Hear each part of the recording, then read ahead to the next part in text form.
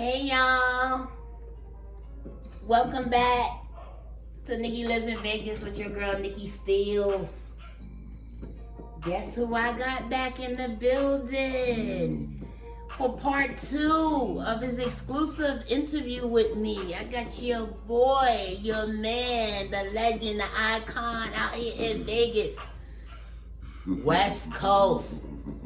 Also known back in the days as Fat Man West Coast, but he lost so much weight you can't call him Fat Man no more. No, you can't.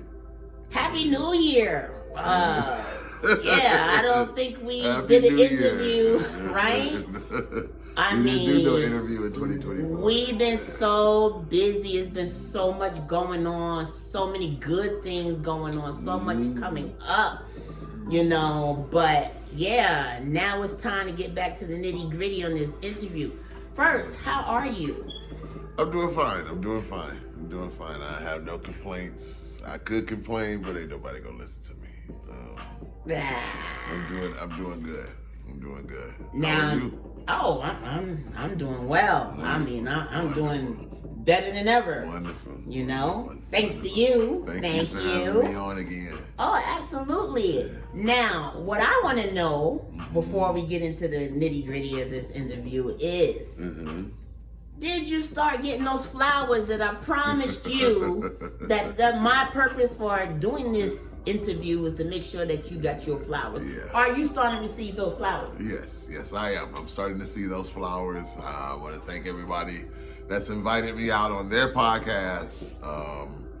You know what I mean? But, I'm still waiting for people to do an interview such as yours with me. You know what I mean? And stuff. So, but I have been receiving my flowers.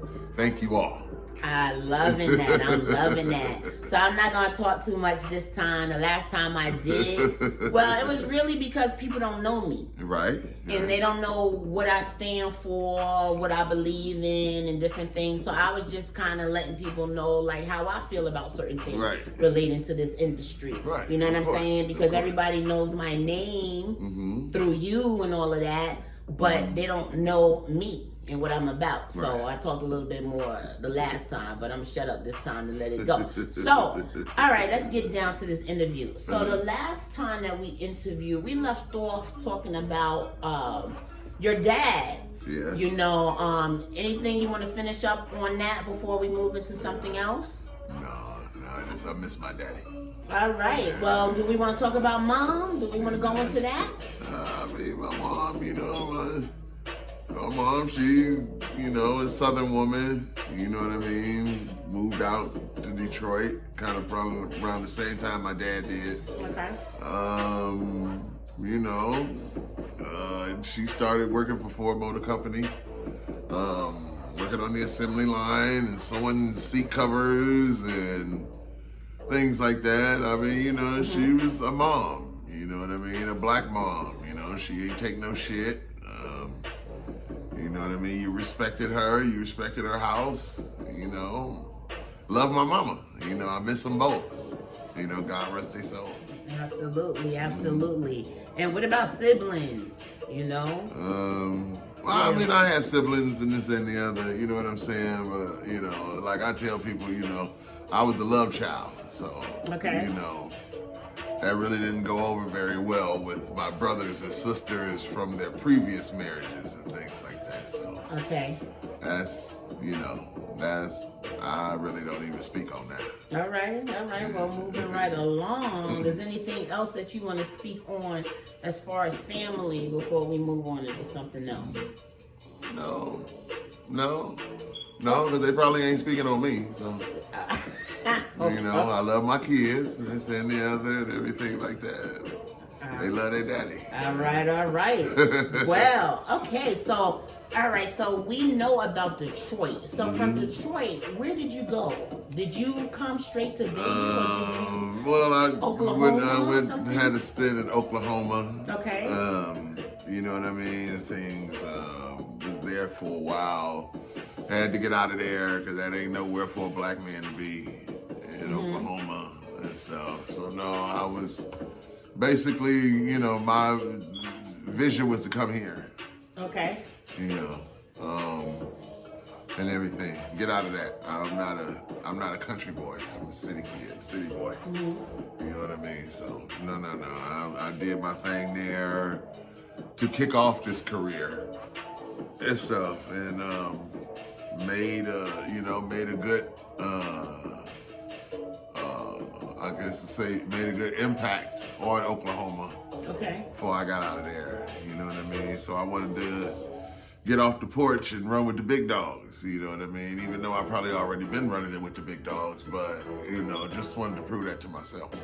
Right. Yeah. Now, when you thought about coming to Vegas and you made your journey here, what was your vision for yourself here? I mean, was it to do what you've done? I mean, you've done tremendous things for a lot of people here, but was that the original vision for yourself, or was it something else and then that kind of developed along the way? Why did you say, okay, I need to be in Vegas? What was the reason out of all other cities?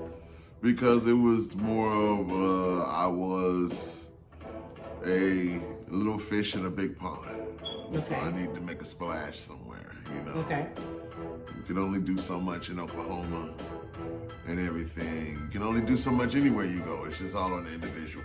So I just wanted to do it because it was a challenge. Okay. I wanted something different. You know what I'm saying? I like the journey. Okay. Don't, want to be in one spot all the time.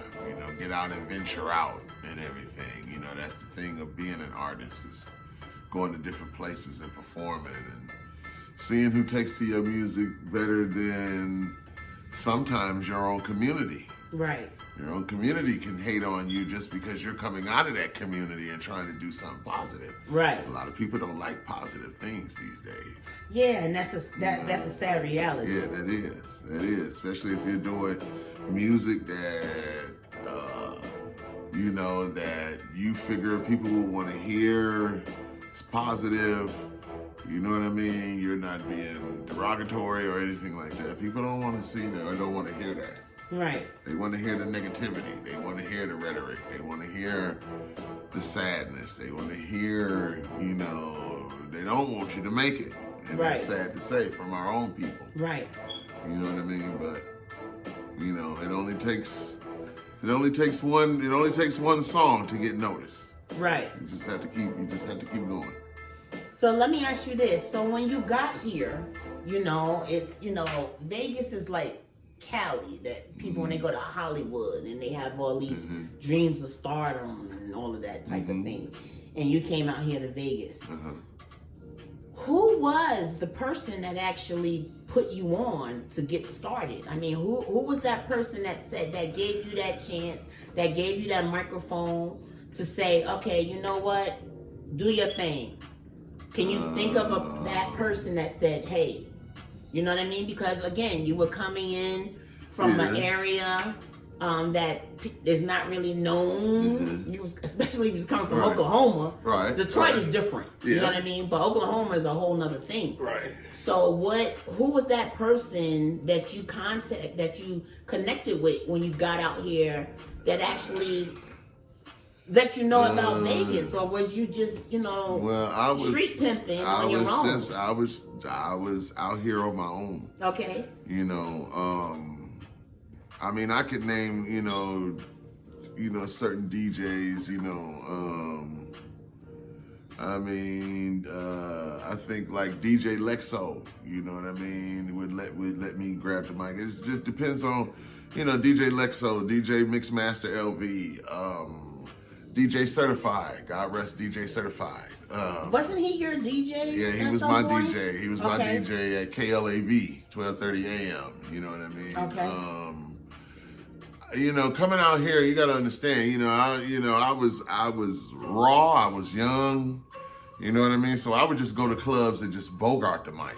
You know what I mean? And stuff like that. People knew who I was. So it wasn't like when I went to a club, they didn't know who I was. They didn't know what I did. They didn't know that I would hype a crowd. Everybody knew that. So it was like when I went to a club, they would just automatically give me the mic and I would do my thing and stuff. You know what I'm saying? What people hear me do on the morning show, when I had the morning show, the Wake Your Ass Up morning show. You know what I mean? And, I would do my thing, do my MC thing. Right. You know what I mean? And stuff like that. Right. So I can't really say somebody gave me a chance or gave me the mic. Gotcha. It was because I was already performing and doing my own thing. And I was doing my own club thing. I was one of the first ones who started a plus size club out here. Right. Tell us Club about BBW, that, because I heard you uh, mention BBW music before. Yeah. Like, some people don't understand what that is.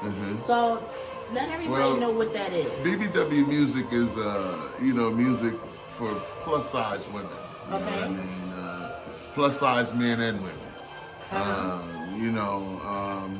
Doing that type of music put me in a class by myself, because now it was special made music for a special made crowd, special made parties, things like that. So like I said before, I always created avenues for myself, you know what I mean, where I could perform, where I can perform my music, because when nobody asked me to perform my music.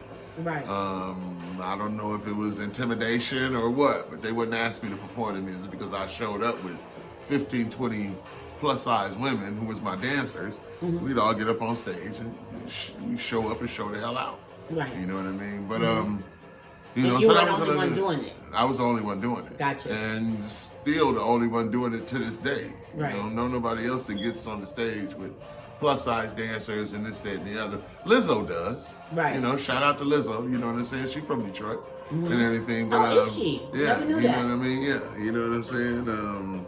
She does that. You know what I mean? So I was doing it out here. And it was catchy because white folks ain't never seen that before. Right. You know what I mean? So I got to open up do my shows on the strip and things like that, because you would get people, can you do that tomorrow night? You know what I mean? That's when out here, 2005, 2006, beyond, when they was letting unsigned artists and talented people open up for the Wayne Newtons and these magic shows and things like that on the strip. Did you know what I mean? Did you open up for any? Well, I got to open up for, some people, Wayne Newton. Really? And everything. Okay. Yeah, by fluke, because he seen me doing it. And, these casinos had these stages. Now they got the stages, but these casinos had stages. And they would let unsigned artists, they would do these unsigned nights or these open mic nights and let you get up on stage, perform. Well, you're performing in a casino.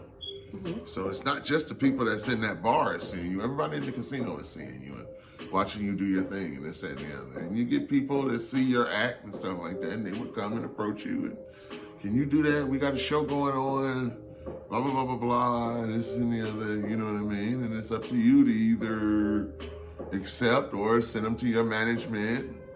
However, y'all know how the game go, Right. So I was fortunate enough to be asked, fortunate enough to do some shows, but this is when I just got here, you know what I mean? I just got here. Now I heard something. I gotta mention this before you move on. I don't know if this is true or not, but I heard they used to throw chicken in the audience. Like you used to come in with buckets of chicken and used to throw chicken pieces at the audience. Yeah, I had a Kentucky Fried Chicken that was a private owner who became a sponsor. So whenever I did a show and everything, I would stop and get 2 buckets of chicken and this and the other. Of course, being hungry, traveling with plus size women, we always hungry, so we could go through there and get that. And that was one of the gimmicks, to get up on stage and this and the other, doing my thing and stuff like that. And yeah, you launch it, a wing out there or a thigh, you know what I'm saying? Motherfuckers ducking your shit. Oh my God, he's throwing chicken. White folks thought it was the shit. You know what I mean? Yeah. So that was part of the whole thing. Just part of the act. Yeah. Exactly. You know what I mean? Just see what happened and shit. Now, I know you was talking about the BBW music. So what took you from that into the other areas of hip hop? How did you transform from doing that you know, like you did before, you had the BBW music, and then you started doing the, you know, just I hate to call it mainstream. I don't like to call it mainstream. Well, I mean, I never stopped doing the BBW music. Okay. I still do that to this day. Okay. I guess I would say what started made me doing other type of music, which some of it was dark, and this and the other. It was life. It was life, my environment.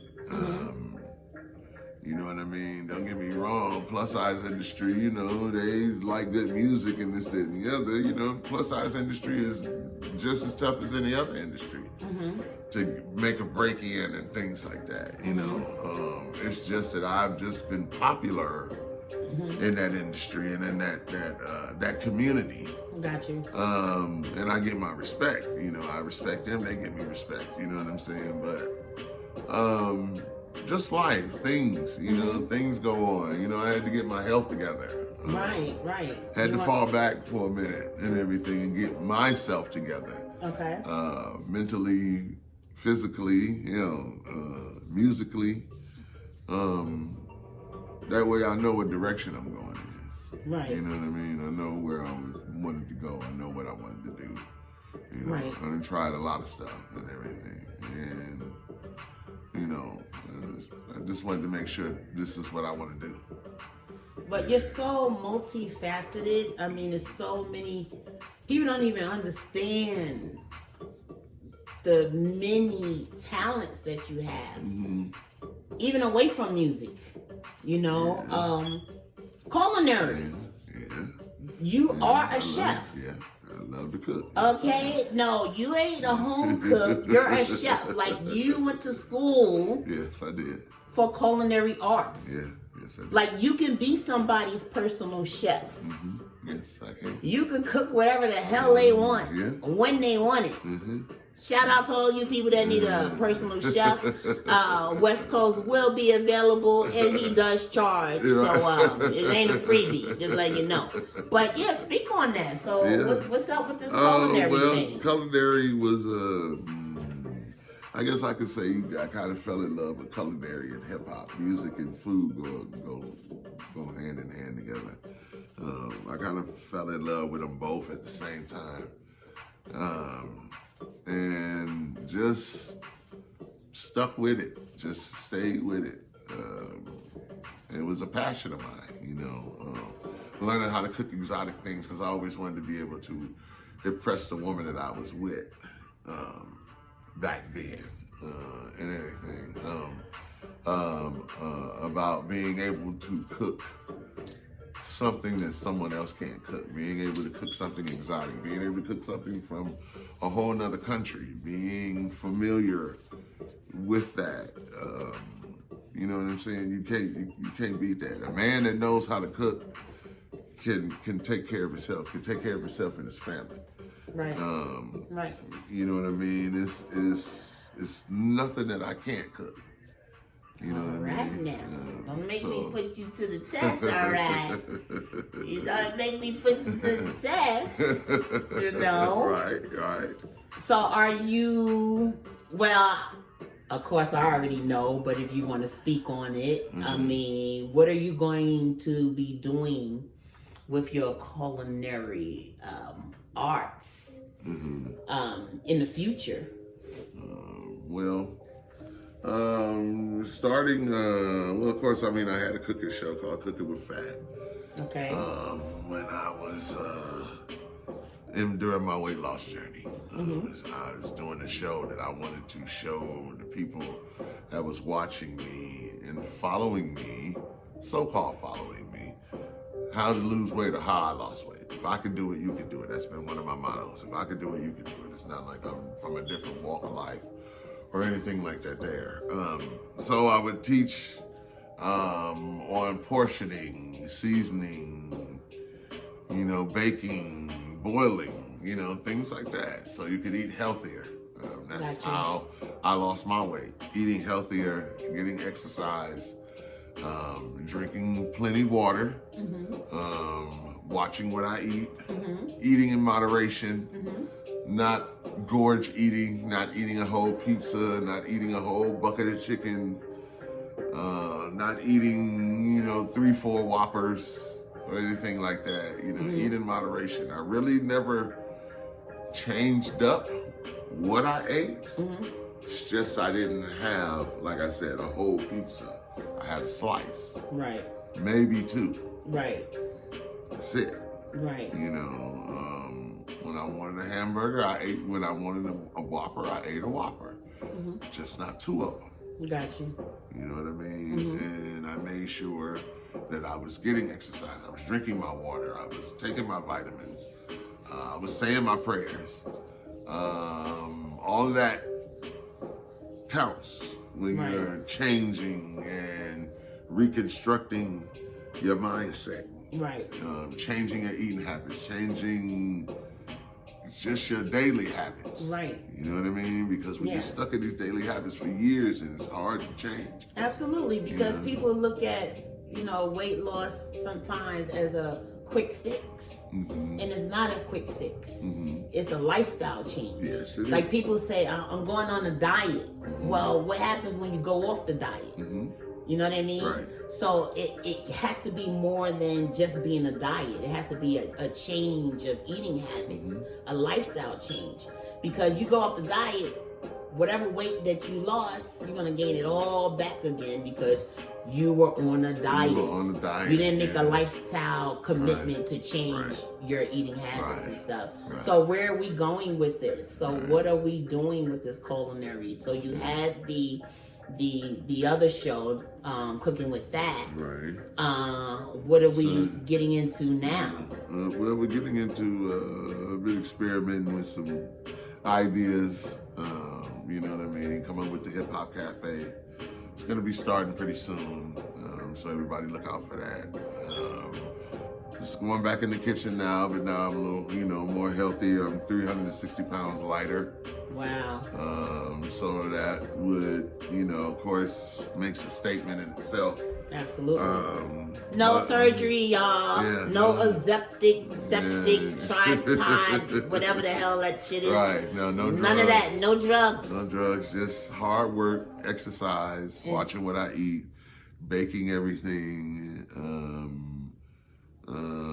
changing my mindset, my mind frame on eating.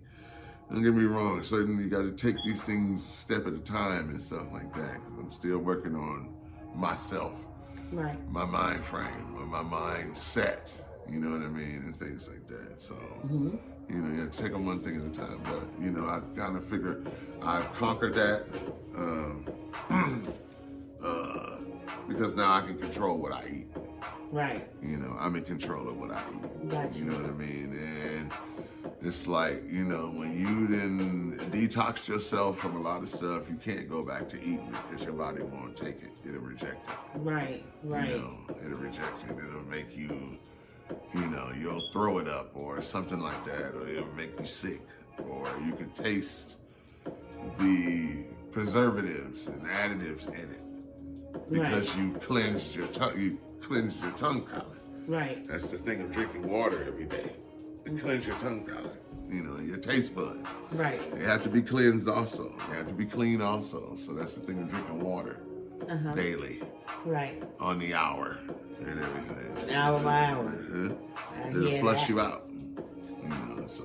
Yeah. Yeah. So before we end this interview for today, because you have so much going on with yourself, it can't be done in part 1, part 2. It got to be a part 3, probably a part 4, 5, and 6, because there's some, there's other things that we haven't talked about. You know what I mean? Yeah, we haven't talked about that. But what I want to get into before we get off the air and everything is, you are going back into doing your travel business, where you used it for yourself as an artist, but you also were booking, flights and trips for other artists to get around. So, what's going on with that? Well, like I said, I had to step off from a lot of stuff. Right. Re-evaluate a lot of things. Just because, being a travel agent almost makes you a salesman, because you have to sell what you do. people catch on. Certain people do, certain people don't. Like I said, once again, you know, I had to step back and see if that's what I really wanted to do. You can get involved in stuff and everything like that there, and it's kind of like, it wasn't like I was looking for quick fulfillment. Right. Knew I had to build because I was building a business. Right. You know what I mean? Being an entrepreneur, you had to build a business. You know what I mean? You had to pay into it. You had to nurture it. You got to, you know what I'm saying, feed it. It's like a child. That's your child. Absolutely. You know what I mean? So I just had to step back for a minute, and just, like I said, evaluation. Right. You know what I mean? You know, okay, am I going to, you know, because if you spend your time on one thing and it takes away from something else, you know, it makes you wonder, what am I doing? Right. You know, and if it don't make dollars, then it don't make sense. Absolutely. And you don't want to keep putting your money into something that you're not seeing any fulfillment out of. I enjoyed it because it gave me the means to get up and go whenever I wanted to. And I could, anything happened to me, one thing that caught my eye was that I could will it to my kids if anything happened to me. Nice. So the one thing I wanted to do is, you know, leave my kids some type of family business. You know what I mean? Don't get me wrong, I love this music and everything like that there, but you still got to make sure that you have another stream of income or something that you love to do, you know, besides a travel agency. You know, I'm looking to do a restaurant, you know what I mean? So, you know, something that I can leave my daughter. I have a 15-year-old daughter, so right. I have to leave Vicky P something. Shout out to Vicky P. Yeah, shout out to my daughter, Vicky P. That's right. You know what I mean? I got, you know, grandbabies, you know, for my sons. You know what I mean? So, you know, I'm just building. Just building. And there ain't nothing wrong with that. And so we're going to leave on that note, because there's going to be some other things that we're going to address in the next part 3. I'm going to say the next episode of my exclusive interview with the legendary icon, West Coast. So on that note, y'all, we're going to be out until next time. Enjoy your weekend. Yes, sir. We damn sure will. All right. Peace out. Peace.